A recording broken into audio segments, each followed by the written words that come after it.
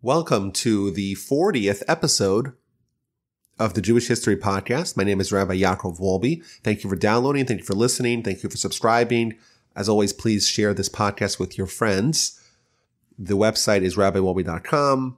The email address is rabbiwolbe@gmail.com, and I look forward to hearing from you. The subject of this podcast is the great Rabbi Chaim Soloveichik, who was a colorful, dynamic, and intriguing personality, the scion of a prestigious rabbinical family, indeed the father of many great rabbis who came after him. Many of them still hold prestigious positions in the Jewish world today.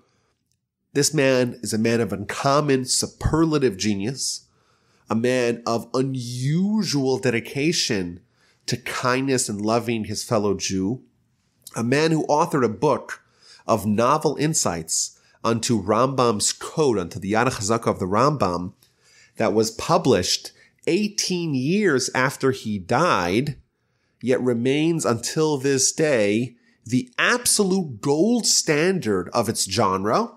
But most importantly, Rabbi Chaim Soloveichik is the father of a new, penetrating, incisive, and brilliant approach to Talmudic study and analysis that took the yeshiva world by storm at the end of the 19th century, first in Volozhin and then throughout Lithuania and throughout Europe, and an approach that is now ubiquitous in the yeshiva world.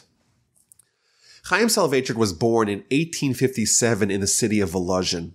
His father, Rabbi Yosef Dov Soloveitchik, a giant on his own right, one of the Gedolei Hador, one of the leaders of the generation, he was also known, his father was, by the name of his works, the Beis Halevi, which include halachic responsa and a commentary on the Torah.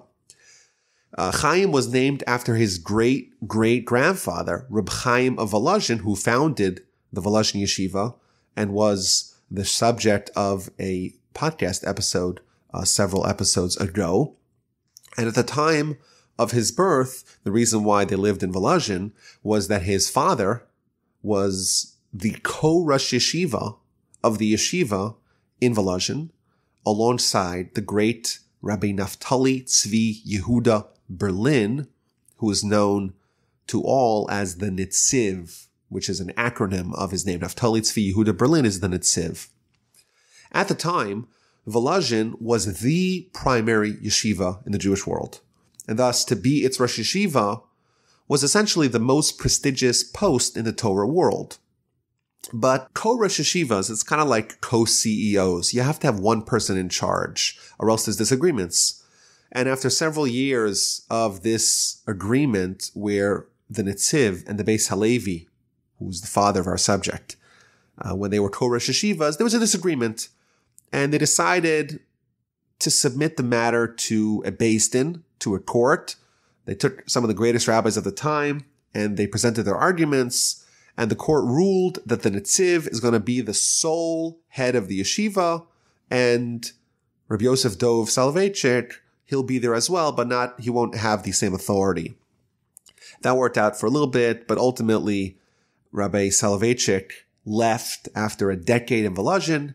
He became the rabbi in a different city, in Slutsk, and eventually in 1876, he became the rabbi of the city of Brisker. As fate would have it, his prodigious son Chaim would return to Volozhin, first as an outstanding student. Then he would go on to marry the Nitziv's granddaughter at the age of 20.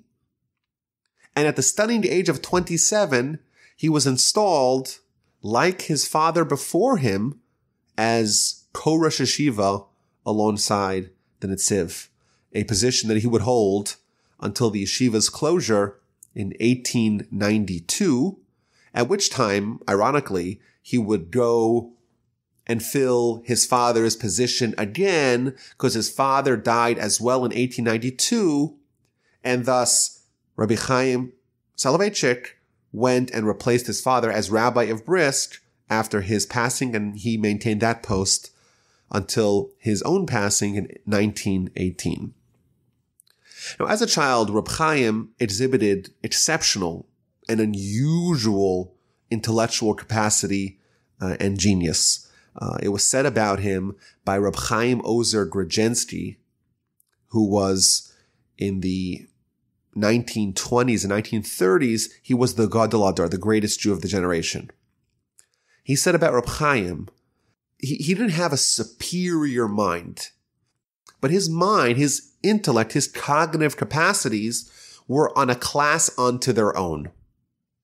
As about him, they would say, people of his time would contrast Reb Chaim with Reb Yosef Engel, who was the rabbi of Krakow. Both of them were great geniuses, but there were two different types of geniuses. Reb Yosef Engel, the rabbi of Krakow, he was an incredible genius. He could offer 80 solutions to one question. You have one question, he gives you 80 answers. Reb Chaim's genius was the opposite.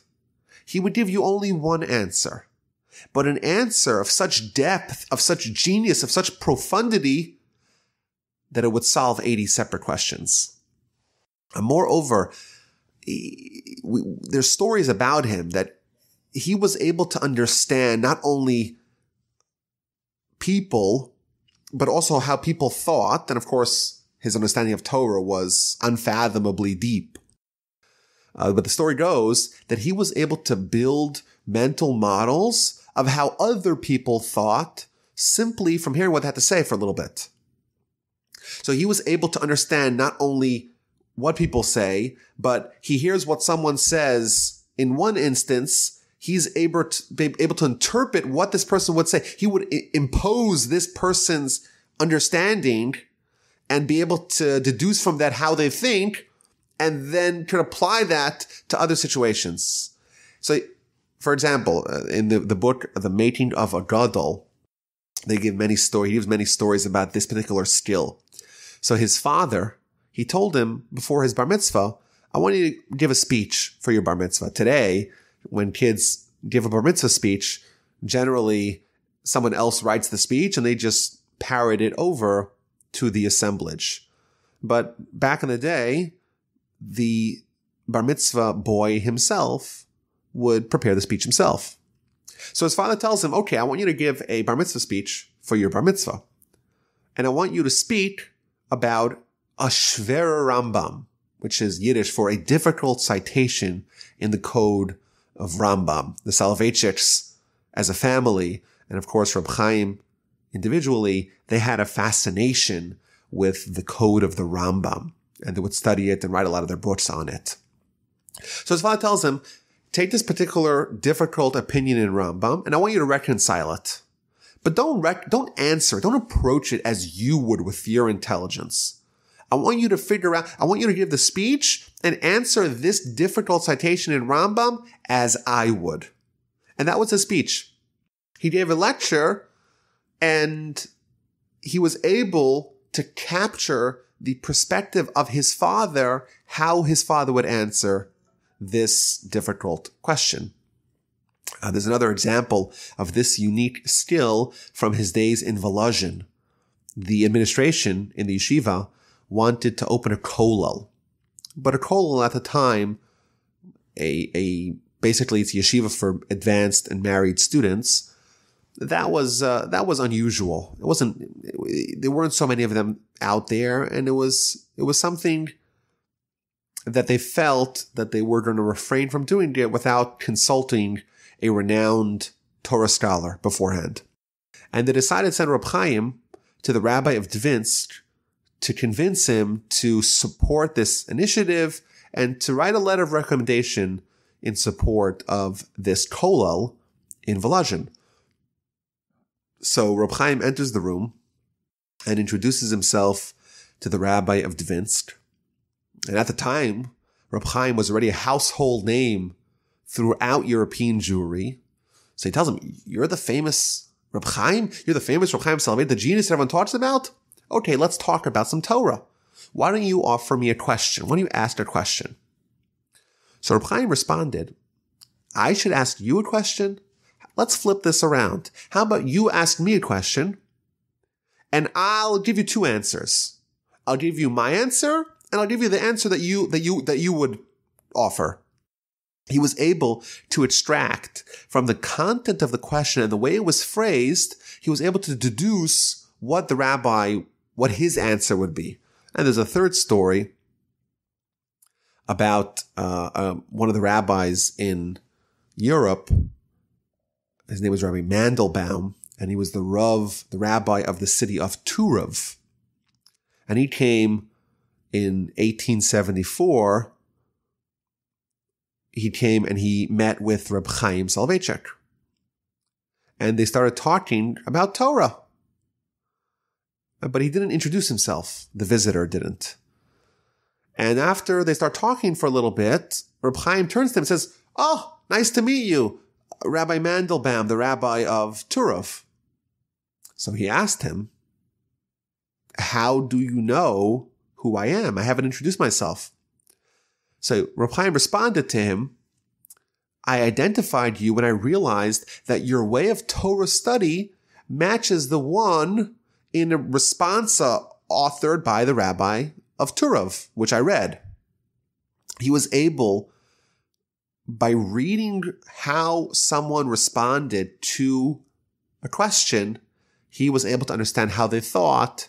And even though he's never met this person personally, he's speaking to someone, and clearly this is the same person. Obviously, this demonstrates that his genius was on a different level, different type, a very unusual mind.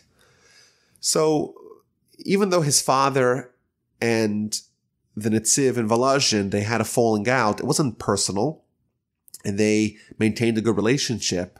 And thus, Reb Chaim, as a teenager, was sent to Volozhin to study. And he was the absolute star student of the yeshiva. And the story goes that on Simchas Torah, on the day of celebration of the Torah, the Netziv, the Rosh Yeshiva, would hoist Reb Chaim on his shoulders, and he would declare to the students, "You're all dancing with a Torah scroll. You're dancing with the written law, the Torah Shebechsav. I'm dancing with the oral Torah." Reb Chaim had such a deep grasp on oral Torah that it's like I'm dancing with a veritable Torah scroll. And as a student, the Netziv, the head of the yeshiva, he really wanted his granddaughter Livsha to marry Reb Chaim. She was very young, and he was very young as well. And he was worried. This young student comes to the yeshiva from great stock. His father's one of the great rabbis of Europe. His great-great-grandfather was the Reb Chaim of Volozhin. Obviously, he's a catch. And it's possible that there's going to be some wealthy person who hears about this and is going to come over to Reb Chaim and say, "Okay, I'll pay you whatever you want. I'll give you enough money. You can study Torah for the rest of your life in peace and tranquility. Marry my daughter." That's what he was worried about. So apparently, the Netziv, he told the fundraisers of the yeshiva, which, if you remember, we spoke about the Volozhin yeshiva. They were the first yeshiva to actually fundraise to meet their financial obligations so that the students would have their needs taken care of. So you have a whole network of fundraisers going throughout Europe and even to America. And everyone in Europe is hearing about this young star student, Chaim Soloveichik. So the Netziv tells the fundraisers, whenever you're asked about the son of Rabbi Yashaber, the son of the Beis Halevi, whenever someone asks you about this person, tell him he's not so worldly. He's someone who just wants to study. He doesn't know how to relate with the world. And he felt that by saying that, it would make him somewhat unattractive to wealthy potential suitors. And therefore, he would be safe for him when his granddaughter gets of age, they'll marry, which indeed is what happened. And it's interesting, even though the Netziv is the grandfather-in-law of Reb Chaim, he always referred to him as his son-in-law. And perhaps the reason is because he orchestrated that his granddaughter and Reb Chaim would marry, and therefore he felt somewhat of a proprietary ownership of this relationship, and he's like the father-in-law. In 1880, at the age of 27, Rabbi Chaim is appointed as co-Rosh Yeshiva with his grandfather-in-law, the Netziv, and they head the Yeshiva of Volozhin together. And during this ensuing 12 years, the Yeshiva, it reaches its zenith. Under the dynamic duo of Rabbi Chaim and Netziv, the institution exploded. Its enrollment reached 450 students. All the greatest young scholars from Europe coalesced into Volozhin, and really it was at its acme during those 12 years. And during this time, Rabbi Chaim developed and honed a new methodology of Talmudic study that eventually became known as the Brisker Mahalach, or the Brisker Derech, the Brisker way of Torah study, which swiftly took over the yeshiva world, first in Volozhin and then elsewhere, and essentially breathed new life into Jewish learning. So what is this Brisker Derech? What is this Brisker methodology of Talmudical analysis that Rabbi Chaim is known as being the originator of? So when you study Talmud, the bread and butter of advanced Talmudic study is trying to explain difficulties. The difficulties could be in the form of disagreements. You have a disagreement amongst the commentators. On every page of Talmud, in the inner margin, you have Rashi, the commentator of Rashi. On the outer margins, you have the comments of Tosfos. And on almost every page, they're arguing. And then off the page, you have other great commentaries, the medieval commentaries, the Rishonim, the more recent commentaries, the Achronim, and there's arguments. Well, how do you reconcile that? There's also questions that you could have. You read a commentary, and it seems difficult. There's a logical problem, or there's an inconsistency, or there's a strange use of terms, and that raises a question. There's another form of questioning where you have contrasting Talmudic texts that seem to be in conflict with each other. And what the advanced Talmudic scholars do, they try to explain, they try to reconcile these problems. Rabbi Chaim developed a new approach, which is all about getting to the core of the concept. What's the idea? Whatever idea is being discussed, trying to filter down to the underlying fundamental essence of the idea, and then providing sharp and logical classifications, definitions of the issue. And once you kind of sift it down to its essence, you expand outwardly to reconcile the questions on those given concepts.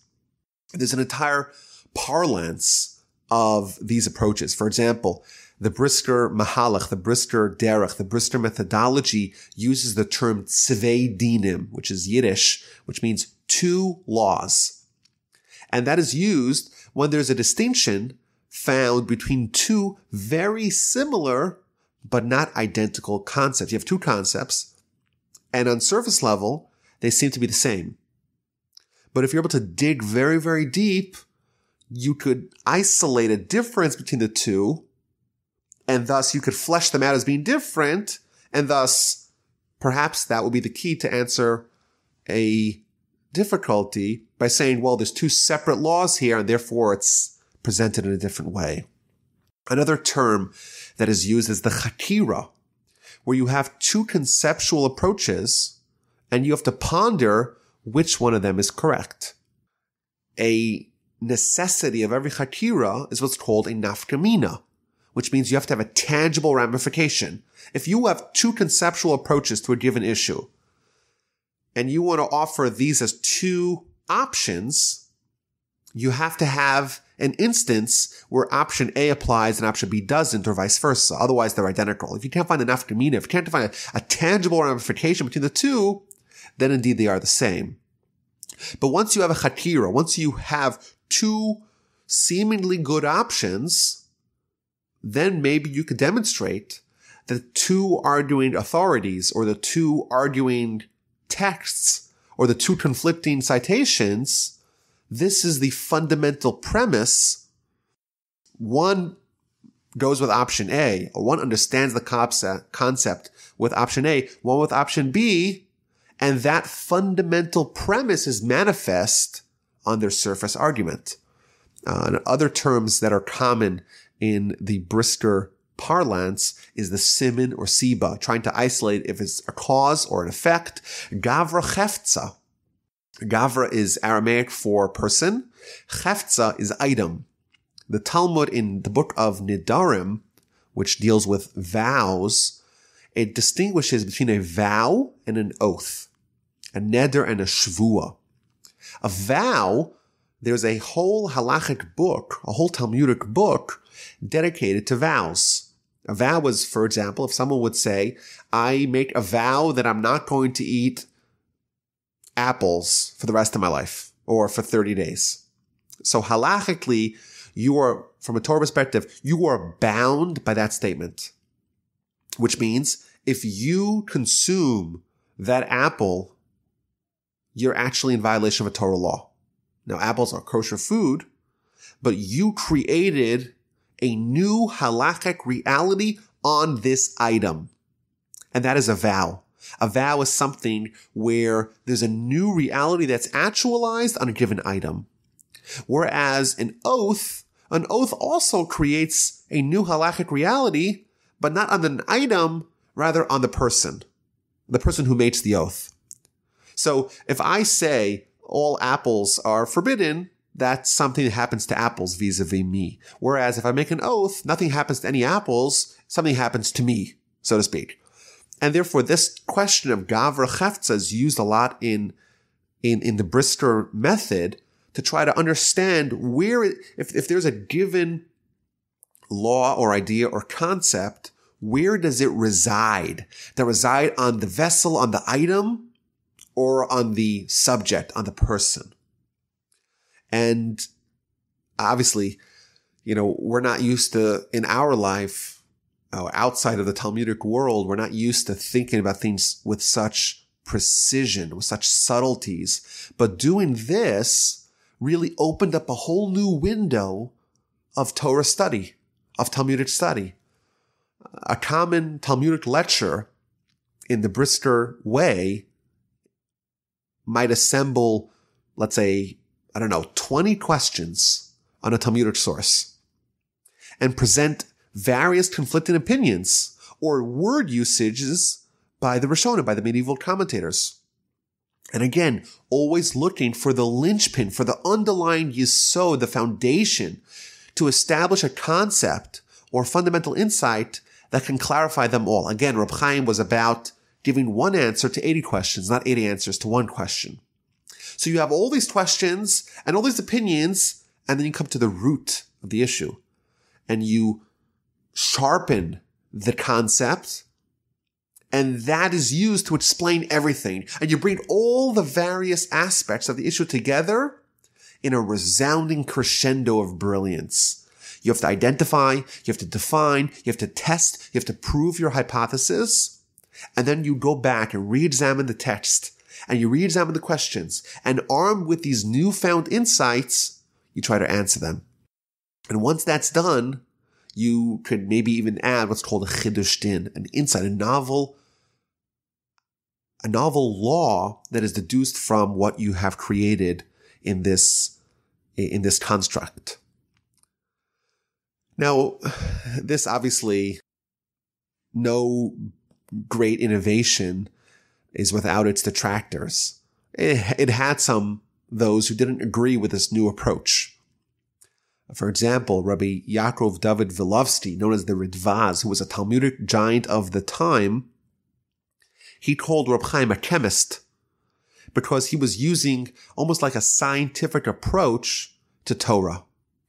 Nevertheless, despite any opposition, his brilliant approach really had a lasting impact. The young students of Alazhin were captivated by this newfound method of approaching Talmud, and they adopted it, became his students, and they spawned many other students of their own who continued with this conceptual approach in other yeshivas.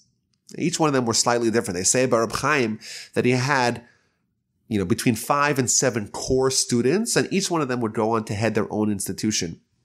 There's a joke that they say about 3 disciples of Rabbi Chaim.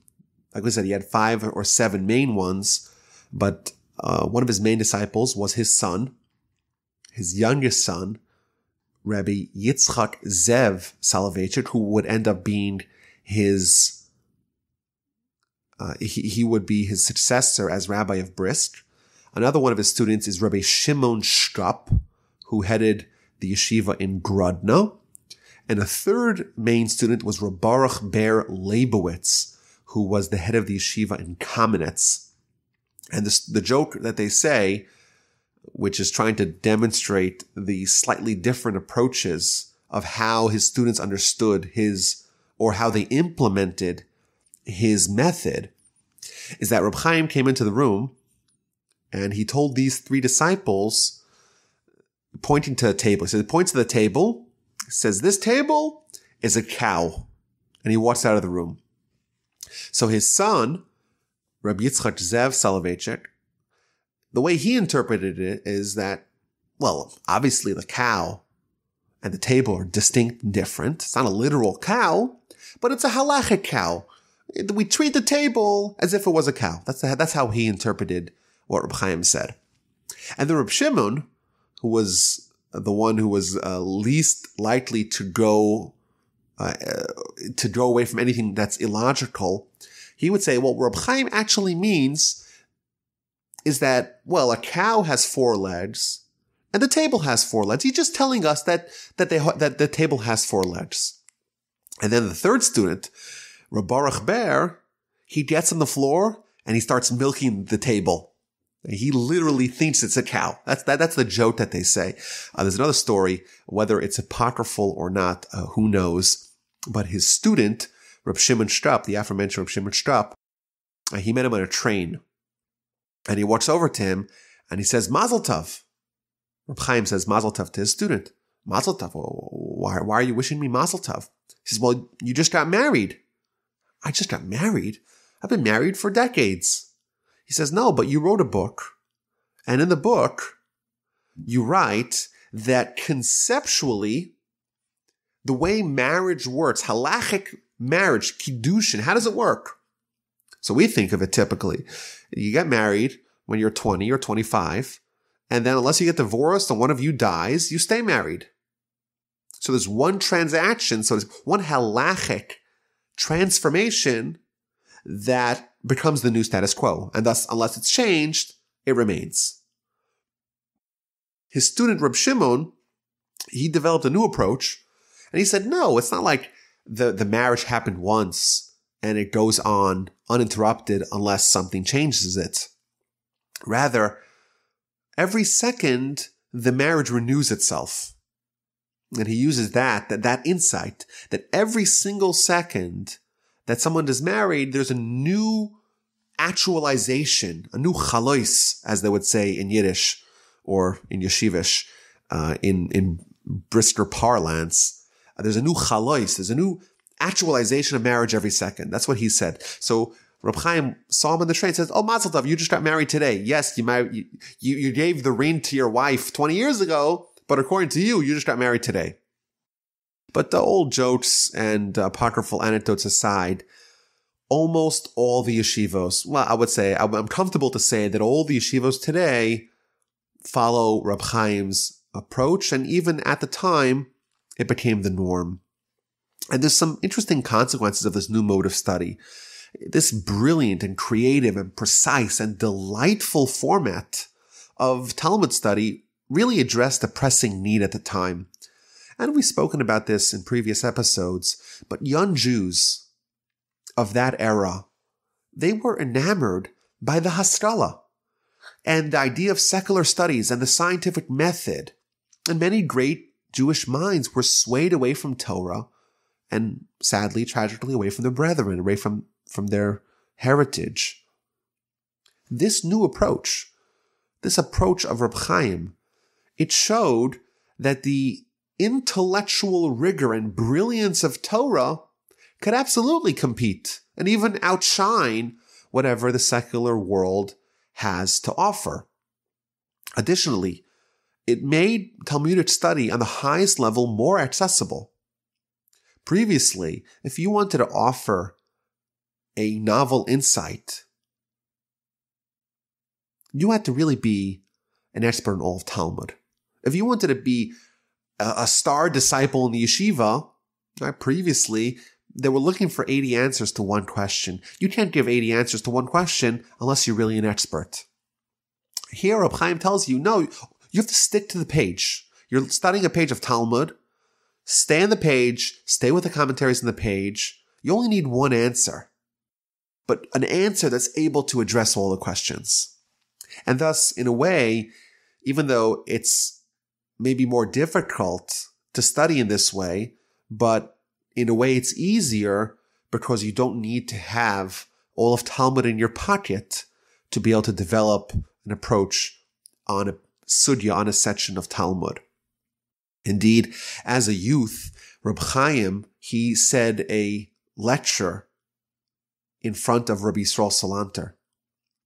And Rabbi Yisrael Salanter told the Beis Halevi, told his father, in the future, this analytical approach will help foster a desire to study Torah amongst the students. And he added, in our generation, this is how Torah must be taught, in a way that uncovers the sweetness and the beauty and the joy of Torah, doing it the way Reb Chaim, the way he pioneered.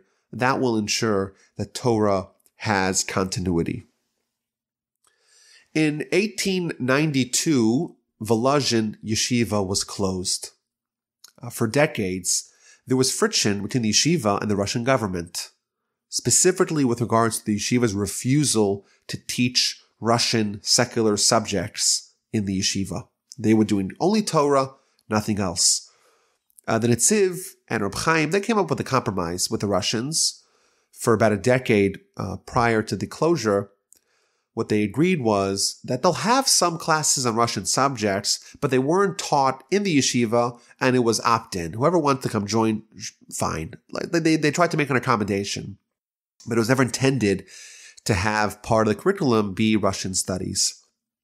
In the end of 1891, the Russian government, they escalated their interference into the yeshiva, and they issued an ultimatum. Either yeshiva conforms to the official standards, or the yeshiva has to close. And the Netziv, he was faced with a very difficult choice. On one hand, you keep the yeshiva opened. This is the mother of all yeshivas. This is the original modern yeshiva. This is the biggest yeshiva in the world. Keep it open and submit to their demands, or you close it. And he decided to shutter the doors. According to legend, he even locked the door himself. It's better to close the yeshiva than to allow secular studies to be taught. The Torah has to be, on this level of Torah study, it has to be done with absolute purity, with no interferences of any kind. But of course, he was heartbroken, and as a result of the closing of the yeshiva, he himself got very ill, and he would die. He would pass away a year later on his way to Israel, and was buried in Warsaw. And Reb Chaim, he's only 39, and he's already going to spend the rest of his life in an entirely different environment. No longer is he going to be at the helm of the greatest yeshiva at the time, with the choicest, with the the most elite students that the Jewish world has to offer. Now unemployed, he heads back to Brisker. At the same time, concurrently, his father, the Beis Halevi, is the rabbi, but at the same year, his father passes away, and Reb Chaim is installed as his successor in 1892. This opened a new chapter in his life. He's going to be a rabbi of a major Jewish town, he's still going to have a role in crafting and forming the great young geniuses of his time. They would come to study by him in an unofficial capacity and on a smaller scale. But now his constituents are the people of the town. And we see, the stories are remarkable, I'll go through them. We see that he treated his students with superlative care, with concern, with kindness. We have a few stories to illustrate this off-the-charts kindness of Reb Chaim. So the rich people of the city of Brisk, they noticed that they were paying for a lot of firewood to heat the rabbi's house, to heat Reb Chaim's house. And they checked, well, why was it so expensive? They were going through the books, and it was so expensive how much firewood they're paying for the rabbi. So they went and they inspected, and they found that they had a shed where the firewood was stored and it wasn't locked. And all the poor people of the city were coming and just loading up with all the firewood they need for their own home. So they went and they bought a lock and they locked the shed and they gave the key to the attendant and they fixed the problem. So Reb Chaim finds out about this. Right away he orders that the lock be removed. And again, the storehouse is wide open and all the poor people came and fill up their coffers of firewood. So the city leaders come to Reb Chaim and they start objecting. You can't have the community that's a tzedakah fund provide wood for all the poor of the city. So Reb Chaim responds, if so, there's not going to be heat in my home either. How can I sit in warmth when the poor people are freezing in the cold? He had a remarkable empathy and compassion and sympathy for his people. In 1895, there was a horrific and tragic fire that ravaged the city of Brisk. These are homes are built of very highly flammable material. There isn't really an organized firefighting force. And once a fire breaks out in a city like this, it can very swiftly destroy a lot of the city. And tragically, some accounts say it was 70, others say it was 100 people died in the fire.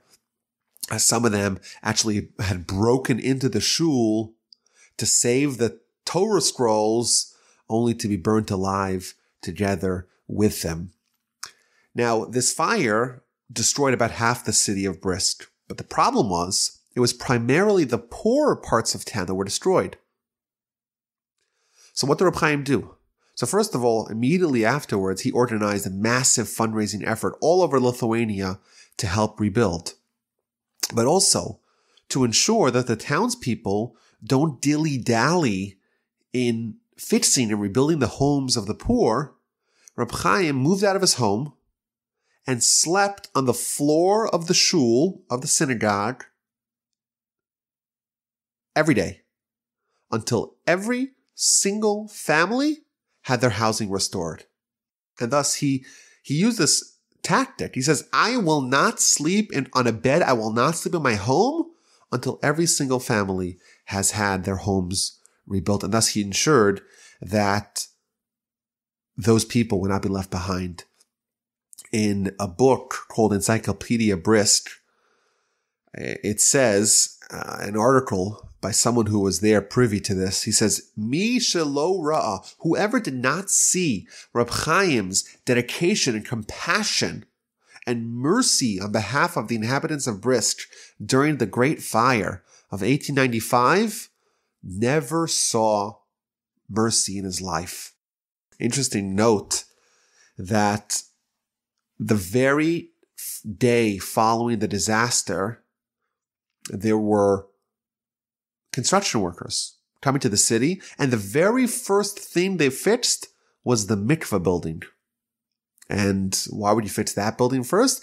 They told them, Reb Chaim ordered that the highest priority is that there be a functioning mikveh in the city.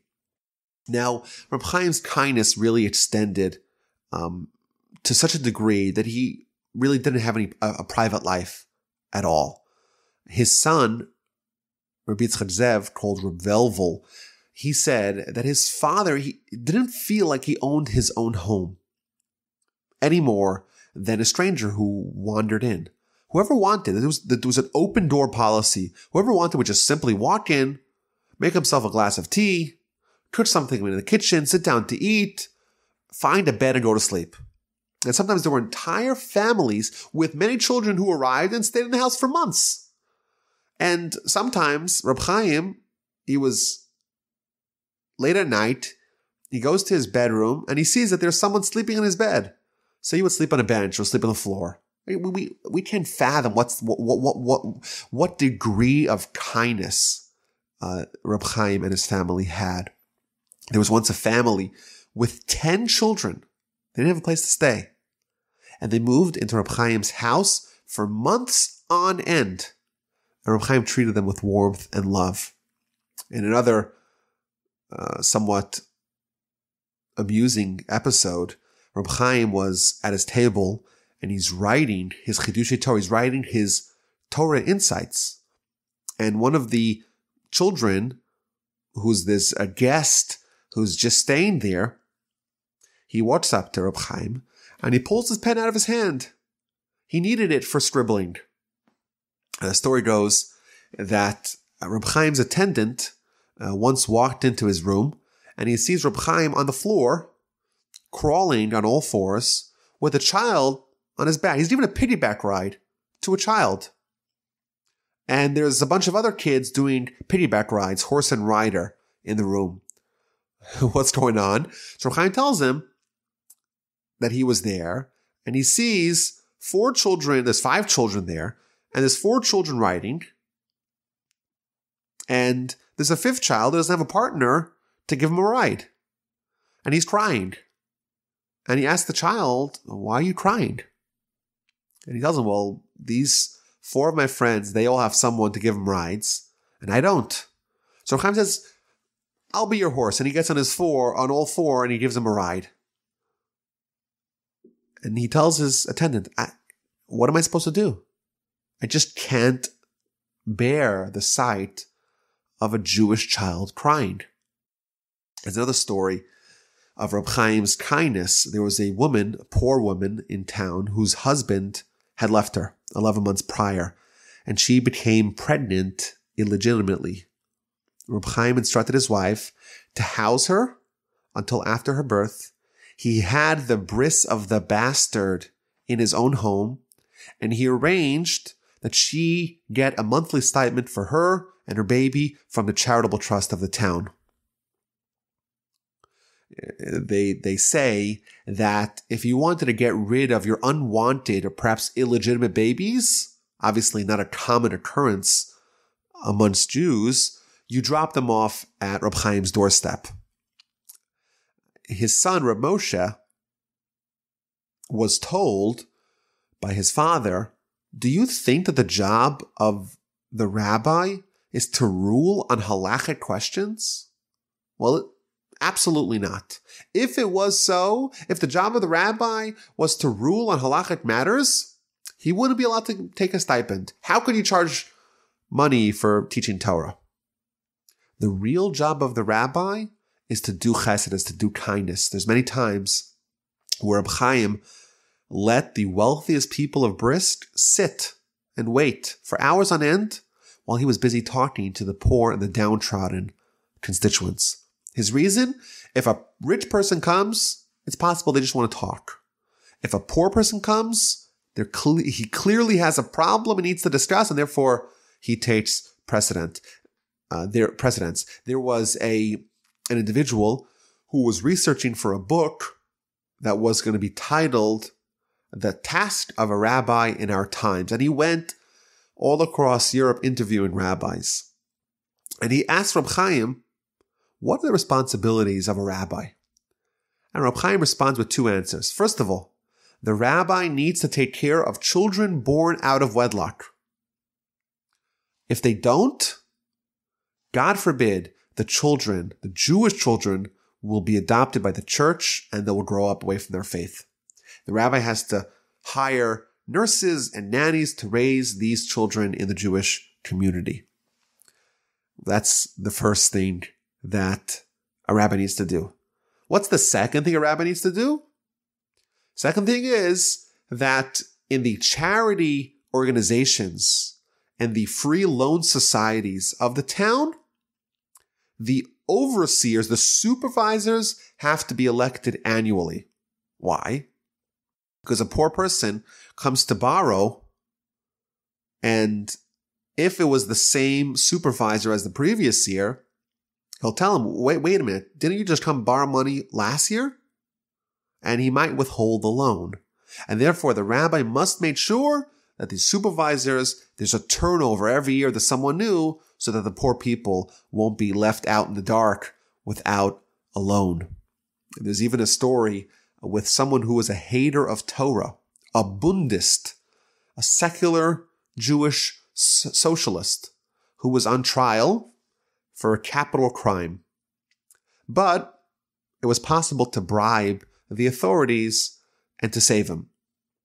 But who's going to save such a good-for-nothing, someone who hates Torah? Rabbi Chaim, it was Yom Kippur, and he stopped before Kol Nidre. The whole community's there. He said, we're not starting Kol Nidre until we raise enough money to save the life of this Jew. Another defining characteristic of Rabbi Chaim as a rabbi was the seriousness that he treated every case of pikuach nefesh, of mortal threat to life. The halacha is that we have to observe and obey and adhere to Torah, provided that our life is not threatened. If your life is in danger, then you must transgress Torah. Well, what if there's only a slight chance that your life may be in danger?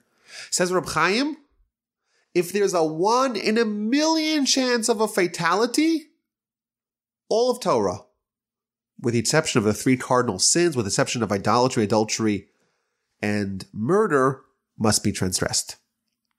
One such area, for example, is the laws of fasting Yom Kippur. You got to fast, not eat, nor drink for 26 hours or 25 hours. So what happens if someone who's sick, someone who's potentially going to die? So the prevailing opinion was that they should eat, but they shouldn't eat in large portions. Eat in small portions, that way you don't transgress the biblical prohibition of eating on Yom Kippur. So Rabbi Chaim, no, they have to eat normally. And he demanded that people desecrate Shabbos and Yom Tov if there was a Jewish life that was at stake. And the story goes that a Jew came to Rabbi Chaim on Friday evening, on Shabbos. And he tells him that his son is in a different city and he's about to be brought before the draft board. And there's a chance that his father, if he goes there, would be able to get him exempted from army service. Can he go on Shabbos? Can he travel, desecrate the Shabbos to go and to try to intercede on behalf of his son, that his son shouldn't be drafted to the army? And Rabbi Chaim said yes. So the Jew left on his way, and those close to the rabbi, they said, wait a minute. This is not okay. There's no, whose life is in danger? So Rabbi Chaim tells him, says, well, suppose this man is drafted, and he'll have to serve for 5 years in the army. And who knows? Maybe there'll be a war that will erupt, and maybe he'll be sent to the front, and maybe he'll be killed. And therefore, even though it's a very slight chance that he'll be killed, but it's enough to desecrate the Shabbos. And they said to him, well, how could he be so lenient in the laws of Shabbos? He says, no, I'm not lenient in the laws of Shabbos. I'm stringent in the laws of pikuach nefesh, the laws of saving someone and ensuring that he doesn't, God forbid, die unnecessarily. Now, how did Rabbi Chaim manage to accomplish so much in such divergent areas? He was able to concentrate for hours on end and delve into all of Talmud in a very deep and profound way, yet his whole day and his whole life, he's busy with kindness. So his son would say that he would see sometimes his father talking to someone, but he's sweating profusely. And the reason why is Rabbi Chaim was really maintaining two separate activities simultaneously. He was able to compartmentalize his mind. On one half of it, he's dealing with his constituent, with someone who has a problem. But on the other hand, he's also working on a solution to a Rambam, on a solution to reconcile a Talmud, and he's doing it both at the same time. And the story goes that his son, Reb Velvel, that he was once studying, this would happen frequently, he would be studying in one room, and his father was in the other room talking to his constituents, and every few minutes he would stop the conversation, run into his son, tell him about his new idea, his new solution, or his new question, or his new wrinkle, and then go back to those guests and continue his conversation with them. They would say that, how could you tell if he is 100% with you or only 50% with you? By the speed of how quickly he was massaging his jacket. Either way, we see that a man of incredible character, of incredible kindness, of incredible genius. And it's interesting. Rabbi Chaim, he said that he wants his gravestone to read as follows: Ish, with 3 words, that's it. Ish chesed haya. He was a man of kindness. In his view, his lasting legacy would be his kindness. In truth, he's much more remembered for perfecting and popularizing this profound and ingenious method of Talmudic analysis. And his gravestone, which incidentally is adjacent to the Nitzivs in Warsaw, the text on the gravestone reads as follows: Po Nitman, here is buried Rabbeinu Hagadol, our great rabbi, our great teacher, Rav Chesed, the master of kindness, Sar HaTorah, the minister of Torah, Hagon HaChazar Amiti, the genius, the pious, the truly pious person, Rabban Shal Kol Yisrael, the rabbi and master of all of Israel, who charted a path in the sea of Talmud and blazed a new trail in understanding and knowing Torah to its truth, who established students to the hundreds and the thousands. Moron Reb Chaim Halevi, Zecher Tzadik Levracha L'Chaim Haba, Reb Chaim Halevi, the remembrance of a righteous person should be for Olam Haba. Soloveitchik, the son of Reb Yosef Dov Halevi, who was the Rosh Yeshiva of the Yeshiva of Volozhin, and afterwards became the rabbi of the city of Brisker in Lithuania, who left a voluminous writings on Torah, including a great commentary on Rambam that will be published soon. Like a pillar of fire, he disseminated a new light on the way of Torah and revealed to his students ideas like they were delightful as they were given at Sinai. He was ushered into the heavenly yeshiva, the 21st day of the month of Menachem Av, in 1918. About 18 years after his passing, Chidushi Rabbeinu Chaim Halevi al Harambam was published. It's interesting, in the introduction to that book written by his sons, they just say cryptically that for many reasons, this was not published until now. But 18 years after his passing, even though he wrote every single word himself, it was published. And it's an absolute masterpiece. It includes his best novel insights onto Rambam. And you read it, it's written as if it was written hundreds of years prior. It's very dense. Every word was sifted and polished and perfected until it's shone brightly in a remarkable, remarkable work. Just an example of his insight, which I think is a relevant one regarding prayer. Rabbi Chaim, he brings 2 statements of Rambam. In one statement, Rambam writes that when you pray, when you do the Amidah prayer, you have to concentrate for the first blessing. If you don't concentrate for the first blessing, you have to repeat it. You didn't fulfill your obligation. On the other hand, A second citation in Rambam says that, no, you have to actually concentrate for the duration of the prayer. You have to concentrate on what you're saying. So how could the Rambam say simultaneously that you have to concentrate on the entire prayer and still say that, no, you're concentrating just on the first blessing? Says Rabbi Chaim, no, there's two kinds of concentration. Again, there's tzvei dinim. There's two separate laws. There's one form of concentration is understanding what you're saying, understanding the meaning of your words. And that indeed only applies for the first blessing. There's a second form of concentration, which is recognition that you're standing before God and talking to Him. And that you need for the duration of prayer. Rabbi Chaim left a legacy unlike any other, primarily in his books, in his teachings, in his methodology, but also in his family. His son, Rabbi Zvi Selevan, replaced him as rabbi of Brisker.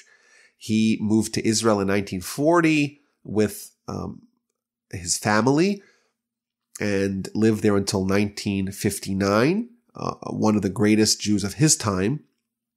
His other son, Rabbi Moshe, moved to America, became the Rosh Yeshiva of Rabbi Yitzchak Elchanan, the yeshiva in YU, Yeshiva University. His son is the famous Rabbi Chaim Soloveichik of Boston, who was the head of the yeshiva in YU. His other sons and grandsons and great-grandsons are heads of many yeshivas throughout the world. But in a sense, all of us who have studied Talmud and were influenced by his